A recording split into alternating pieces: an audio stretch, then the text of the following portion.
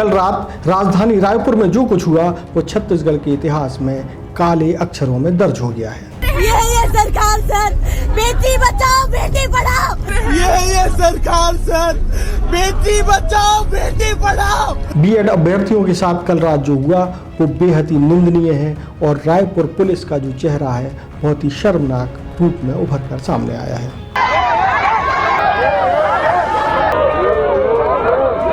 महिला अभ्यर्थियों को जिस तरीके से उठाया गया, उनको छुआ गया और जिस तरीके से जो व्यवहार किया गया उसकी अब निंदा करने के अलावा कुछ भी शेष नहीं है। नियम के खिलाफ है ना, लेडी कांस्टेबल नहीं है तो जेंट्स कांस्टेबल हम लड़कियों को छू रहे हैं आके। नियम के खिलाफ है ना, लेडी कांस्टेबल नहीं है तो जेंट्स कांस्टेबल हम लड़कियों को छू रहे हैं आके। ये बीएड अभ्यर्थी करीब 37 दिनों से अपनी नौकरी बचाने या नौकरी वापस करने की गुहार लगा रहे हैं, लेकिन कोई सुनने वाला नहीं है। सुनना तो छोड़िए, उनके साथ अब केवल दुर्व्यवहार और दुर्व्यवहार ही हो रहा है। महिला पुलिस कम हो गई थी क्या? हमको बाल से खींच रहे हैं, हमारा चुन्नी खींच रहे हैं, कपड़ा भी फाड़ देते ना। महिला पुलिस कम हो गई थी क्या? हमको बाल से खींच रहे हैं, हमारा चुन्नी खींच रहे हैं, कपड़ा भी फाड़ देते ना। दृश्य ऐसे हैं जो थोड़ा सा विचलित करते हैं। कुछ अभ्यर्थियों की स्थिति ये हुई कि उन्हें अस्पताल ले जाना। मैडम ऐसे जानवरों के जैसे हम लोग मैडम मर जाएगी सर सच में।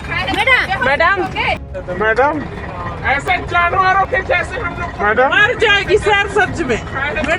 मैडम मेरी छाती में हाथ मारा पुलिस वाला आदमी, और मेरी छाती में हाथ मारा पुलिस वाला आदमी। पूरे मामले को हम आपको इस खबर में विस्तार से बताएंगे। पहली बार मध्य भारत का सबसे एडवांस 3 टेस्ला MRI। सारी स्कैनिंग 6 से 10 मिनट में हो जाती है, जहां आम MRI मशीन 45 से 1 घंटे लेती है। GT diagnostic, near Nehru Nagar square, Priyadarshini परिसर, भिलाई।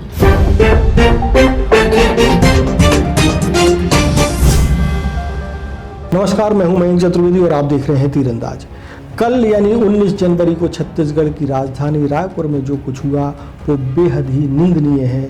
अगर इसकी जितनी भर्त्सना की जाए वो भी कम पड़ जाएगी, क्योंकि जो दृश्य दिखाई दिए, जो घटनाक्रम हुआ, वो छत्तीसगढ़ की जो रीति नीति है या छत्तीसगढ़ का जो व्यवहार है, ऐसी व्यवहार में पहले कभी दिखाई नहीं दिए है।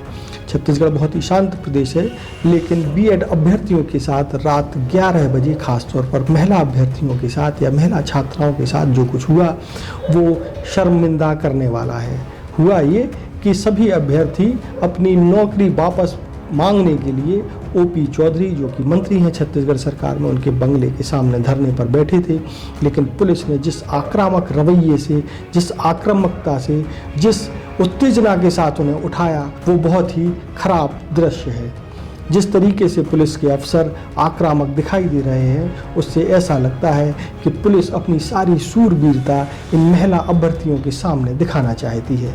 यही सूरबीरता अपराधियों के सामने दिखाई जाती तो शायद रायपुर राजधानी में अपराधों का ग्राफ कुछ नीचे आता, जो कि लगातार तेजी से ऊपर जा रहा है। इस मामले में पूरी कहानी हम आपको बताते हैं कि मसला आखिर हुआ क्यों। लेकिन इससे पहले हम आपको इस पूरे घटनाक्रम के कुछ दृश्य दिखाना चाहते हैं, जो कि आपको सोचने पर मजबूर कर देंगे कि किस तरीके से सरकारें युवाओं का और अपने हक की लड़ाई लड़ने वालों का मान मर्दन करती है।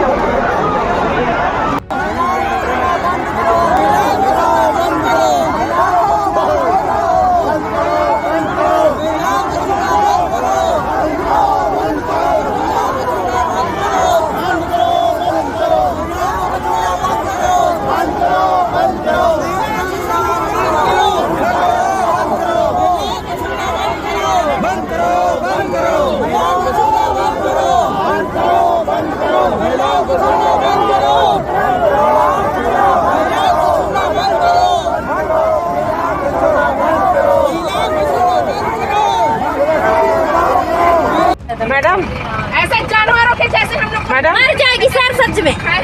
मैडम ज्यादा पानी मत डाल, ज्यादा पानी मत डाल, ज्यादा पानी मत डाल, ज्यादा पानी मत डाल। हो गया वो क्यों अलग रहे? अलग रहे अपने हक के लिए लड़ रहे हैं सब लोग। अच्छी बात है।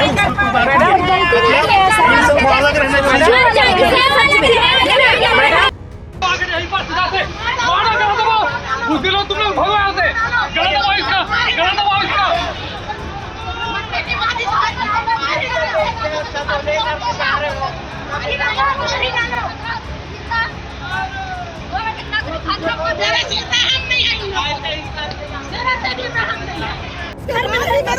खींच के चढ़ा रहे, इसको खींचो, इसको चढ़ाओ, और इसके बाद ऊपर में 5 पुलिस वाले, जेंट्स पुलिस वाले चढ़ गए और मेरी छाती में हाथ मारा पुलिस वाला आदमी।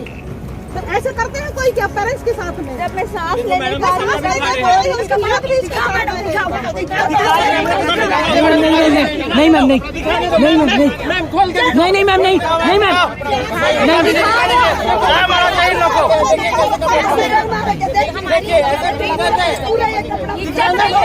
दिखाओ दिखाओ दिखाओ, बहुत गंदा हो चुकी है सर। जेंट्स लेकर जा रहे हैं सर, जेंट्स कांस्टेबल यहाँ पे लड़कियों को हाथ लगा रहे हैं। रात के 11 बज रहे हैं और अभी हम लोग को लड़कियों को उठाकर मेल जो कांस्टेबल है वो लेकर जा रहे हैं। बिल्कुल नियमों की अवहेलना की जा रही है। ये कोई नियम नहीं है कि लड़कियों को एक मेल कांस्टेबल लेके जाए।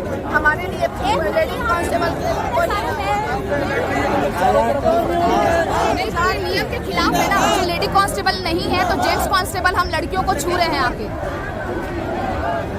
ये सरासर गलत है सर। यहाँ पे मेल के साथ साथ एक फीमेल स्टाफ को भी होना चाहिए, पुलिस स्टाफ को, जो फीमेल को हैंडल करे। लेकिन यहाँ पे केवल और केवल पुलिस स्टाफ में ही फीमेल टीचर है। मेल टीचर के साथ साथ फीमेल टीचर है, जिनको क्या बोलते हैं, केवल और केवल मेल पुलिस स्टाफ इधर के ले जा रहे हैं। ये सरासर गलत है। कोई तरीका होता है? महिला पुलिस कम हो गई थी क्या? हमको बाल से खींच रहे हैं, हमारा चुन्नी खींच रहे हैं, कपड़ा भी फाड़ देते ना। और क्या बच गया है? विनम्र निवेदन, कोई प्यार से ले जा रहे हैं। कोई किसी का दुपट्टा खींच के उसको प्यार से ले जाया जाता है। ये है सरकार सर, बेटी बचाओ बेटी पढ़ाओ।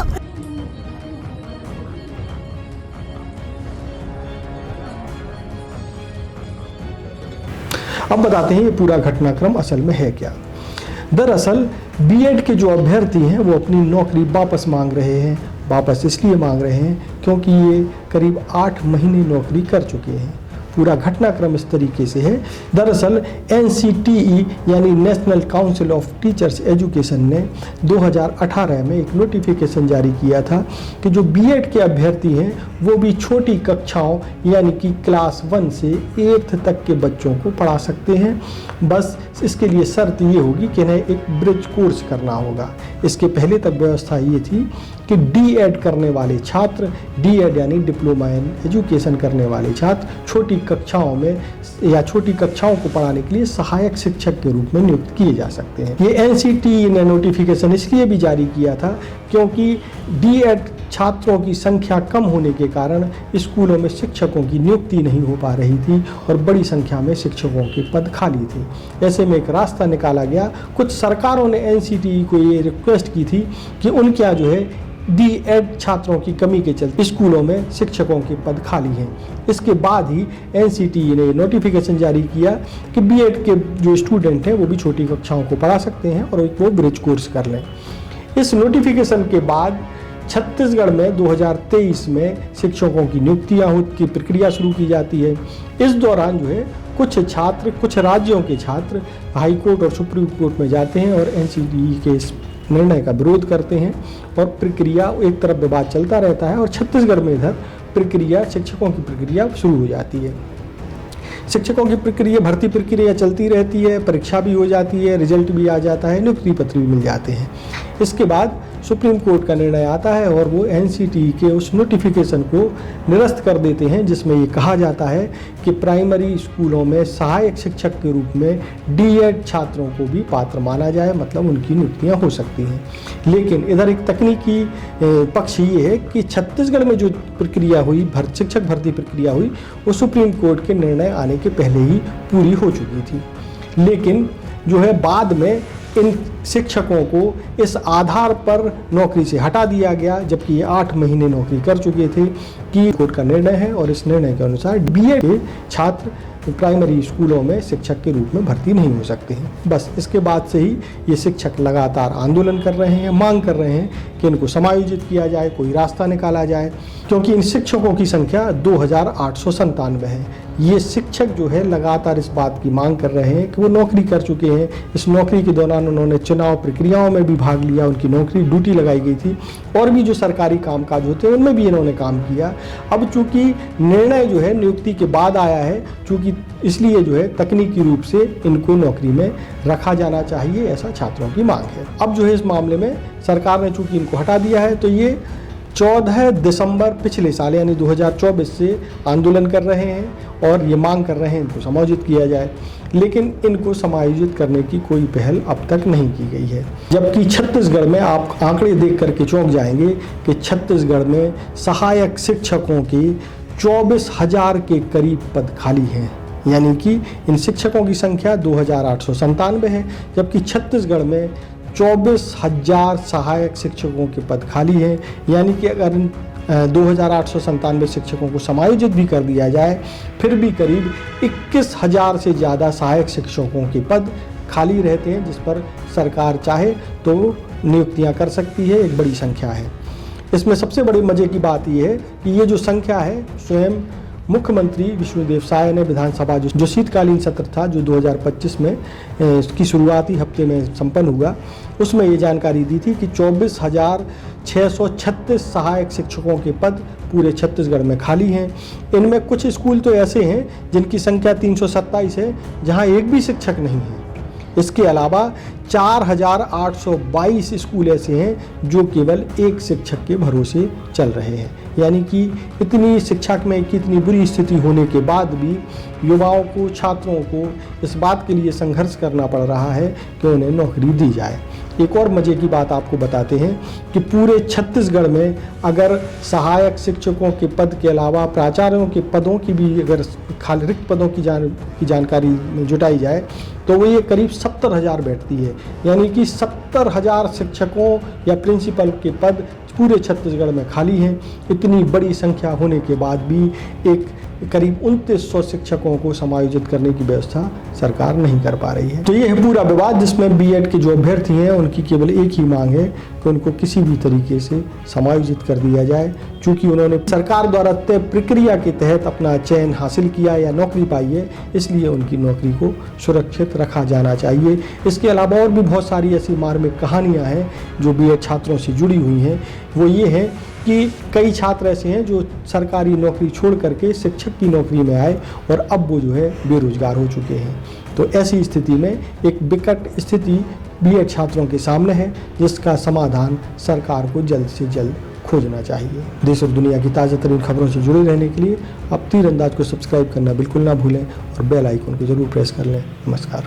स्पर्श मल्टी स्पेशलिटी हॉस्पिटल बेहतरीन कार्डियोलॉजी की सुविधा एक्सपर्ट डॉक्टर के साथ ही दे रहा है एम्बुलेंस के लिए टोल फ्री नंबर की सुविधा 08003091616। स्पर्श मल्टी स्पेशलिटी हॉस्पिटल, एक एहसास अपनेपन का। तीरंदाज।